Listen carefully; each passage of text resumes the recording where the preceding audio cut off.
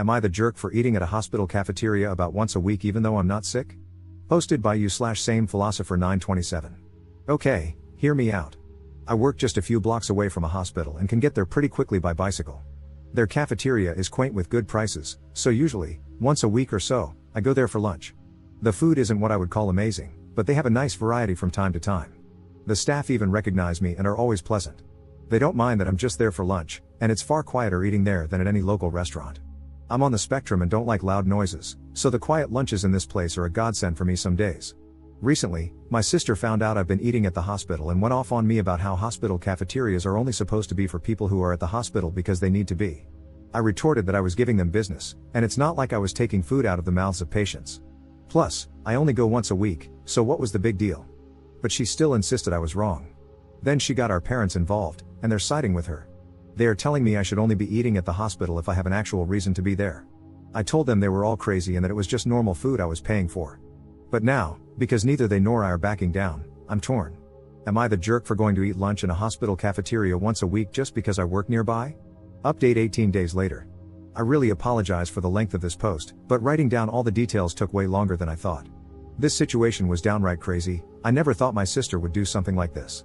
Not too long ago, I, 23M, posted for advice because my parents and sister were angry at me for regularly eating in a hospital cafeteria since it's close to my work. I enjoy the peace and quiet there on the days I eat there. But this situation escalated so radically that I can't believe something so dumb actually happened. My sister did the pettiest thing she's ever done to me, and for completely undeserved reasons too. When my sister found out I was eating at the hospital cafeteria, she went off on me about how that food is just for people who are at the hospital because they need to be. We ended up in a big argument about it, during which I told her it wasn't like I was taking food from the mouths of patients. Then she went to our parents to get them on her side, as she always does, and they immediately sided with her, just like I thought they would. They backed her up, saying that the hospital cafeteria was not a place to go eating casually. We had a big argument, and they spent days hounding me, telling me I was wrong and demanding I stop. So I went to Reddit. There, I learned that not only was I not doing anything wrong, but it's actually very common for people to go eat at hospital cafeterias simply because they like it. I hoped the situation would just fade away, but a few days later, my sister called me, asking if I had stopped eating at the hospital. I said no, and then it started all over again. My parents then called me, fuming and acting like I was supposed to stop going because they said so. I reminded them that I don't live under their roof anymore and that this is exactly the kind of reason why I moved out. They take my sister's side in almost everything. They huffed and puffed about it. This time, the fight didn't stay at home. Other relatives found out because my sister tried to broaden her support. She was so dead set on enforcing her will upon me that she went looking for help from other relatives. However, our parents were the only ones on her side. My uncle personally admonished my parents and her over the phone once I told him what actually happened. He told them they were only siding with my sister because she's their favorite and called them terrible parents for ever playing favorites to begin with. Then, my cousin went to eat with me at that hospital cafeteria and said he'd like to go there once a week too, as he also works nearby and bicycles everywhere. We've already run into each other at lunch there once since then. He was actually rather pleased to find out the food was healthier than most other places. He's a bit of a picky eater, so this place is kind of like his new lunch hangout. My sister got even angrier after finding out there were other people in the family eating at the hospital now too. Once outed, my parents backed down due to embarrassment. They apologized to me and gave me some malarkey about how they honestly thought eating at a hospital was weird and felt like they just needed to defend my sister. I told them they'd been placating my sister for so long that it's all they do whenever she starts something with anyone. She's been treating me like a condescending control freak and a bully since we were teenagers, even though I'm older, and they just kept enabling that. But I won't put up with it anymore. My parents ended up conceding and apologized. Then they made my sister apologize to me too. I could tell she hated every second of it because she tried to speak through her teeth at first. Later on, my parents invited me to dinner as another form of apology. But it felt more like a show to look good to the rest of the family because they told everyone about it before it even happened. The dinner was great, I can't deny. My parents had cooked a turkey, arguably one of my favorite things to eat. I love the drumsticks slathered with gravy. Yeah, I'm kind of a pig when I eat them, but I can't help it. My sister always thought it was hilarious and was one of the few things I didn't mind her laughing about. So, I thought nothing of why she was so giggly at dinner. Later, after the family dinner, I noticed my bike was missing. I had parked it in the backyard out of sight, but it was just gone. I freaked out because it's my only mode of transportation. My parents panicked a bit with me, but my sister seemed the opposite. She actually looked happy and was giggling. I immediately suspected her, and she played innocent, even giving the classic "I can't believe you'd think I'd do something like that" line. I already knew she was extremely petty, but this was a whole new level for her. So I said I was going to the neighbors because I knew they had cameras, and they'd have seen what happened. Then I'd call the cops. My sister suddenly looked panicked. I got mad and said I knew it was her, demanding she give my bike back. She started crying, insisting she hadn't done anything, and our parents immediately took her side, scolding me for daring to accuse her. So I'd had enough and said I was going to the neighbors to ask to check their cameras, and then I'd be calling the police. My sister finally fessed up and called me to come back. The looks on our parents' faces after they had just defended her were priceless. My sister admitted she was so angry at me for making her apologize for something she still believed she was right about, so she planned to have a couple of her friends come and grab my bike during dinner. She said her friends were in a minivan with it just down the street. She then started saying that I couldn't call the police on her anyway because I'm her big brother. Our parents backed her up on that too. But I pulled out my phone and started marching outside again. They ran after me, with my sister begging and crying for me to stop. I called her a brat and told my parents I couldn't believe they were still defending her when she was acting this way. Our parents finally hit their limit with her enabling behavior and told her to make her friends bring my bike back immediately. She got on her phone, sniffling, and called her friends. But then she suddenly ran into her room to talk to them. I couldn't hear a thing she said through the door because it was all in whispers, and our parents looked very worried too. My sister would never have willingly admitted she had my bike stolen. She just kept sobbing that it was only a prank over and over again, repeatedly using the excuse that it's just a cheap bike anyway. I bought it used a few months ago for $50, but it's in great shape and my main mode of transportation. My sister kept looking at our parents to back her up, but this time they just couldn't. So she slumped down in a chair, hugging her knees and waiting with the rest of us. She looked increasingly freaked out the longer her friends took to bring my bike back and was repeatedly texting them. Even though my sister said her friends were just down the street, it took them roughly an hour to bring my bike back. They finally pulled up in the minivan with my bike shoved in the back, completely soaked and covered in mud, like it had just been pulled out of a wet, muddy ditch. The bike is a 700C, so it's too tall for either of them to ride. They had simply driven up, grabbed the bike, and dragged it into the van as quickly as they could before taking off. I say they stole it because I was almost certain in the moment that my sister had told them to dispose of my bike. Had I not pointed out that the neighbors had cameras, I might not have gotten it back at all. When her friends finally arrived, their legs were muddy and wet nearly up to their knees. They both begged me not to report them to the police for taking the bike. I asked them, while recording, to tell me the truth and pointed out that the neighbors had cameras. I asked if my sister had told them to get rid of my bike. They broke down and admitted that yes, my sister had instructed them to take the bike and dump it in a pond a few miles away. They had to go back and retrieve it when they realized they were caught. My bike had been nearly completely submerged in muddy water. Thankfully, I didn't have many added accessories on it besides a detachable headlight and my water bottle. However, the water bottle was missing. I wasn't surprised by what my sister's friends told me, and I had them tell our parents too. They laid into my sister until she was bawling on the floor, kicking and pounding like a toddler. I hadn't seen her act that way since she actually was a toddler, and I found it mortifying that she was still like this on the inside. Then she shut herself in her room. Her friends were banned from ever coming to my parents' house again. Afterward, my sister was forced to come out of her room by our mother and make another big apology to me. Our father then forced her to wash and oil my bike from stem to stern under his supervision while I took apart the headlight to clean and dry it. By the time my sister was done, it was dark outside. She glared at me like I was the devil when she came back into the house, but our parents immediately shut her attitude down and said they'd never been more embarrassed by her in their lives. She went back to crying in her room. I had a very frank discussion with my parents about my sister's childlike behavior and how it stemmed from their spoiling and enabling. I told them I couldn't believe I had to be the voice of reason, but the fact that she was on the floor crying like a toddler, kicking and pounding, showed that she's still mentally a child because of them. I pointed out that they kept making me the scapegoat whenever she screwed up, so she barely knows any sense of accountability. For once, they didn't argue with me about it. Afterward, my father silently drove me and my bike back to my apartment in his SUV.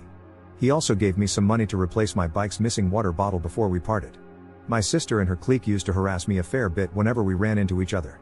They made fun of me as a group whenever possible, and I usually just ignored them because they bored me. That really seemed to tick them off.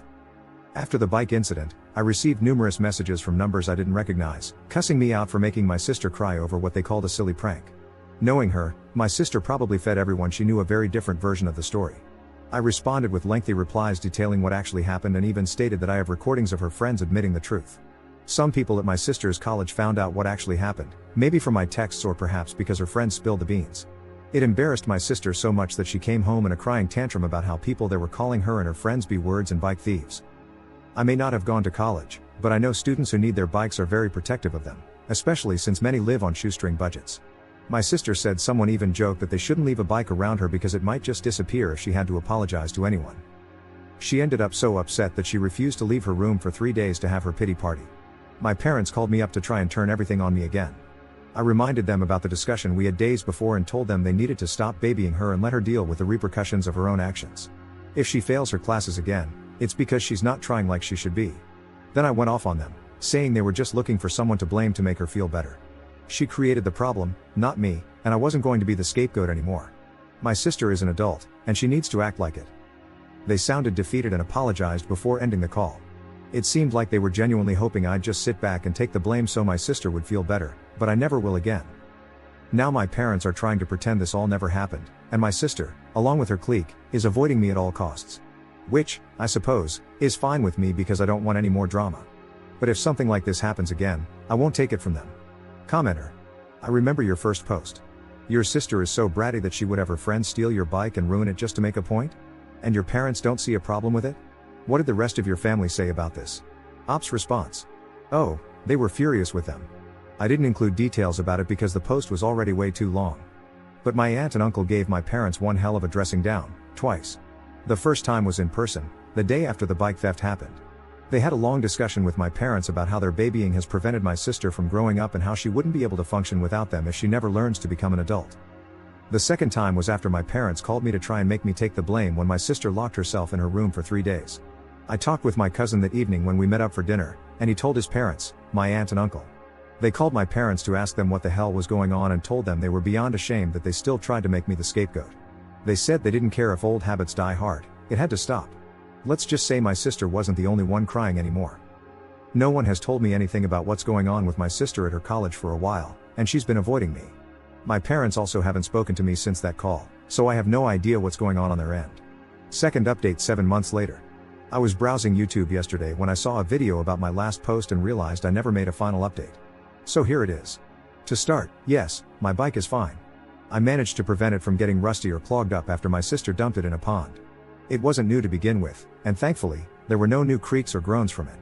I was worried something would go bad, but since it's a really simple single-speed bike, it works just fine after being oiled post-submersion. I also re-greased the crank bearings as a precaution. A few months ago, I replaced the rear tube and tire myself, and I still ride practically everywhere. Now, on to my bratty sister. She barely managed to pass college and tried to blame her low grades on me and her depression from the bike incident multiple times. However, even our parents stopped letting her get away with that. They finally reached their limit, cracked down on her bad behavior, and made her sit in her room to study whenever she had a pity party or tantrum. They even threatened to cut off the Wi-Fi and shut off her phone if she didn't get her homework done. She cried and said she hated them, but eventually, she sucked it up and complied. She finally graduated, but her graduation wasn't a fun time for her. We all went out to celebrate, but she wasn't happy because she had no friends left. She'd hoped to party with her former clique, but they had all cut her off because she's a brat. As an ironic punishment, our parents started making her ride a bicycle to get around. She hates it more than she hates the bus.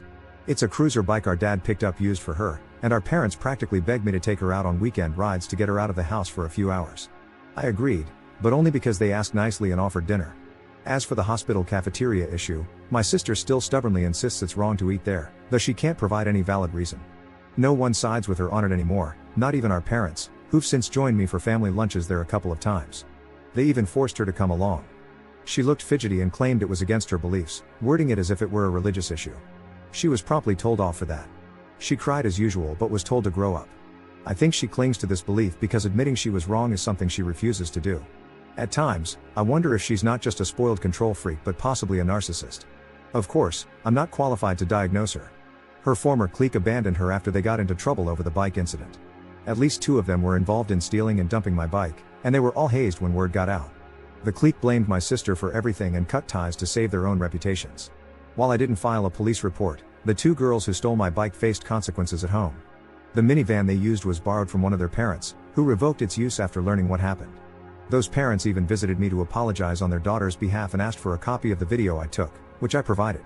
Despite their involvement, the clique threw my sister under the bus. She was also ridiculed for being forced to ride a bike to and from college since our parents deemed it cheaper than the bus, and she no longer had friends to carpool with. Her bike was never stolen or vandalized, she just hated it. Our dad also insisted she learn how to maintain it herself. He used to tinker with bikes in his youth and taught me the basics as well. For those who thought my sister might retaliate, she didn't. She's just bitter. She was made to get counseling, which has slightly improved her, but real change, if it happens, will take years. She doesn't try to boss me around anymore. I've been over for dinner several times since my last post, and she barely speaks to me at the table. She's annoyed by how unbothered I am. Everyone, even our parents to an extent, has told her that she destroyed her own reputation, but she still blames me as her scapegoat. Since the incident, I always lock my bike when visiting home, just in case. After she finished college, our parents announced that she was moving out. She protested, but they forced her to get a job and find an apartment.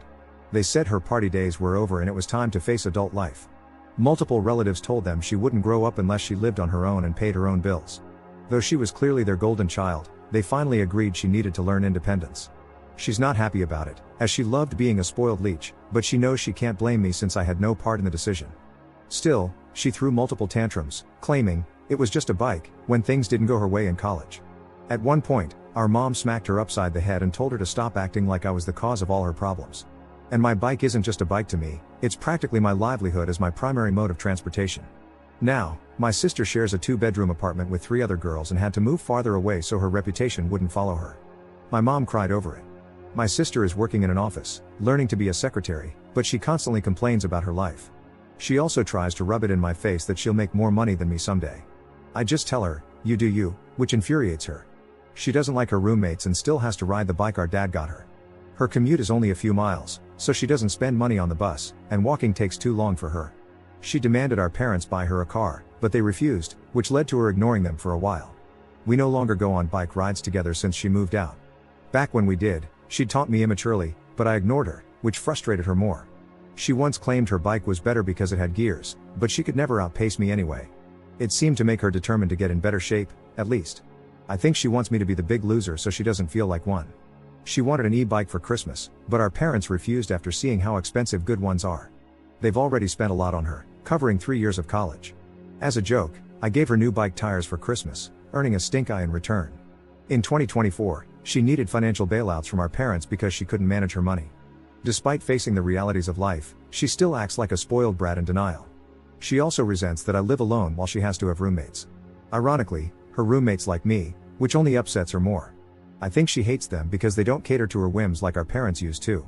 Living with people who don't indulge her must be a nightmare for her. That about sums everything up so far.